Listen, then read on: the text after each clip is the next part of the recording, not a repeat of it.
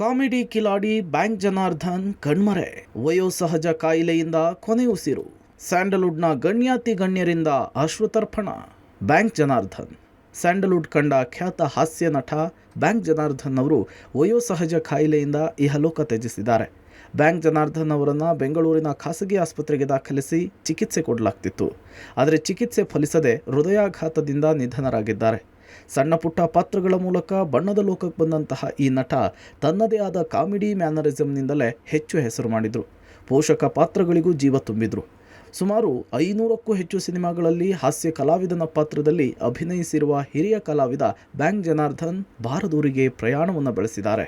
ರಾತ್ರಿ ಸ್ವಲ್ಪ ಕಾಂಪ್ಲಿಕೇಶನ್ಸ್ ಆಯಿತು. ಹಾಗಾಗಿ ಡಾಕ್ಟ್ರು ಸುಮಾರು ಪ್ರಯತ್ನ ಪಟ್ಟರು. ಆದರೂ ಅವರು 2:30 ಹಾಗೆ ಕೊನೆ ಉಸಿರು ಹೇಳಿದ್ರು. ಸೊ ಇದೊಂದು ನಷ್ಟ, ನಮಗೂ ನಷ್ಟ, ಚಿತ್ರರಂಗಕ್ಕೂ ನಷ್ಟ.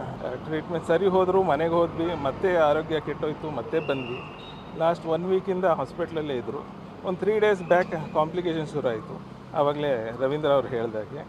ಸೊ ಆದಷ್ಟು ಪ್ರಯತ್ನ ಪಟ್ವಿ, ಕೊನೆಗೆ ಏನು ಉಳಿಸ್ಕೊಳಕ್ಕಾಗಲಿಲ್ಲ. ಕೈನಲ್ಲಿ ಹೋಗ್ಬೇಕಾಗ್ತಾ ಇರಲಿಲ್ಲ. ಹೊರಗಡೆ ಒಬ್ಬರೇ ಹೋಗಿ ಬರೋದು ರಿಸ್ಕ್ ಆಗ್ತಾಯಿತ್ತು.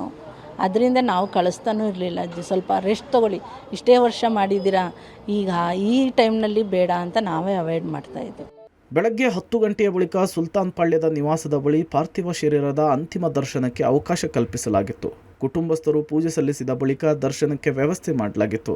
ನಟ ಉಪೇಂದ್ರ, ಧ್ರುವ ಸರ್ಜಾ, ಸಾಧು ಕೋಕಿಲ, ಹಿರಿಯ ನಟ ಉಮೇಶ್, ಸಿಹಿಕಹಿ ಚಂದ್ರು ಸೇರಿದಂತೆ ಹಲವು ಕಲಾವಿದರು ಅಂತಿಮ ದರ್ಶನ ಪಡೆದರು.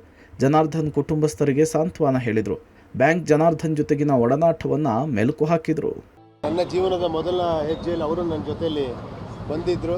ತುಂಬ ಅಪರೂಪವಾದಂಥ ನಟ. ಇವ್ರು ಹೇಳ್ದಂಗೆ ನಾನ್ ಕಾಂಟ್ರವರ್ಷಿಯಲ್, ಯಾವುದೇ ಪ್ರಾಬ್ಲಮ್ಮು ಇಲ್ಲ, ಯಾರ ಬಗ್ಗೆ ಮಾತಾಡ್ತಿಲ್ಲ. ಇದು ಡೈರೆಕ್ಟರ್ಗಳಿಗೆ ಒಂಥರ ಅವ್ರು ಇದ್ಬಿಟ್ರೆ ಆ ಇಡೀ ಶೂಟಿಂಗ್ ಅಟ್ಮಾಸ್ಫಿಯರ್ ಒಂದು ಅದ್ಭುತವಾಗಿರೋದು. ಮತ್ತೆ ಹುಟ್ಟಿ ಬರ್ತಾರೆ ಅವರು ನನ್ನ ಪ್ರಕಾರ ಖಂಡಿತ. ಸಾಕಷ್ಟು ಬಾರಿ ಮನೆಗೆ ಬಂದಾಗ ಮೀಟ್ ಮಾಡಿದ್ದೀನಿ.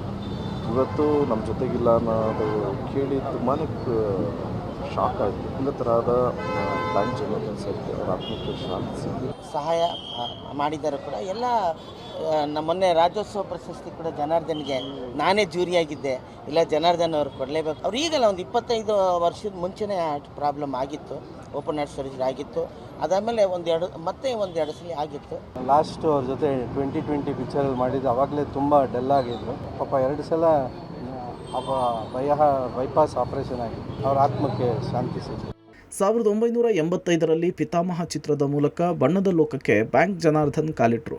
ನಂತರ ಬೆಟ್ಟದ ತಾಯಿ, ಪೊಲೀಸ್ ಹೆಂಡತಿ, ತರ್ಲೆ ನನ್ನ ಮಗ, ಹೀಗೆ ಹಲವು ಚಿತ್ರಗಳಲ್ಲಿ ನಟಿಸಿ ಸೈ ಅನ್ಸ್ಕೊಂಡ್ರು. 2016ರಿಂದ ಈಚೆಗೆ ಅವರು ಚಿತ್ರರಂಗದಲ್ಲಿ ಅಷ್ಟಾಗಿ ಆಕ್ಟಿವ್ ಆಗಿರಲಿಲ್ಲ.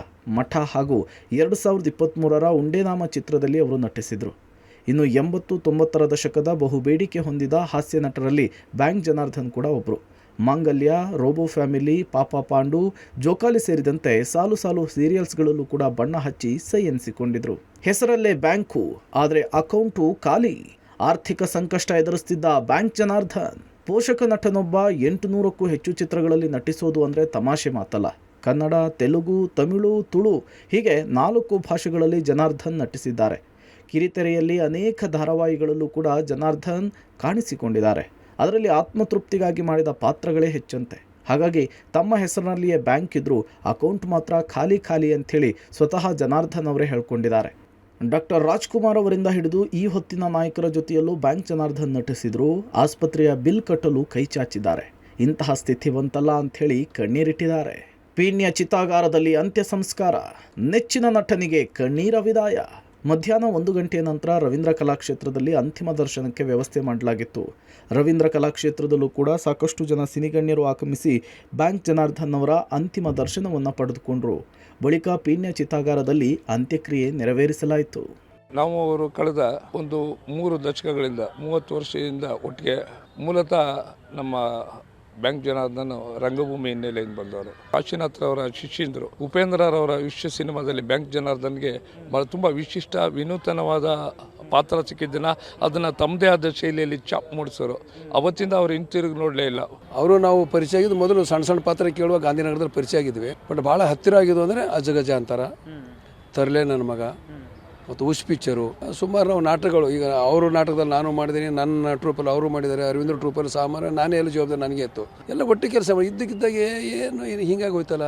ಬಟ್ ಏನು ಅವ್ರದ್ದು ಒಂದೇನಿತ್ತು ಸ್ವಭಾವ ಅಂದರೆ ಯಾವಾಗಲೂ ನಗ್ತಾ ಇರೋದು. ಕಷ್ಟ ಅಂದರೆ ಅದು ಏನೋ ಆ ಮೂಡು ಆ ಸಮಯ ಬಂದಾಗ ಮಾತ್ರ ಅದು ಯಾವುದೋ ಒಂದು ಏನು ಮಾಡಿದೆ ಏನಿದೆ ಕೊಡು ಹಾಗೆ ಈಗ ಒಂಚೂರನವರು. ಬ್ಯಾಂಕ್ ಜನಾರ್ದನ್ ದೈಹಿಕವಾಗಿ ನಮ್ಮನ್ನು ಆಗಲಿರಬಹುದು, ಆದರೆ ಅವರ ಸಿನಿಮಾಗಳ ಮೂಲಕ, ಚಿತ್ರರಂಗದ ಸೇವೆ ಮೂಲಕ ಸದಾ ಜನರ ಮನಸ್ಸಿನಲ್ಲಿ ಅಚ್ಚಳಿಯದೆ ಉಳಿದಿದ್ದಾರೆ.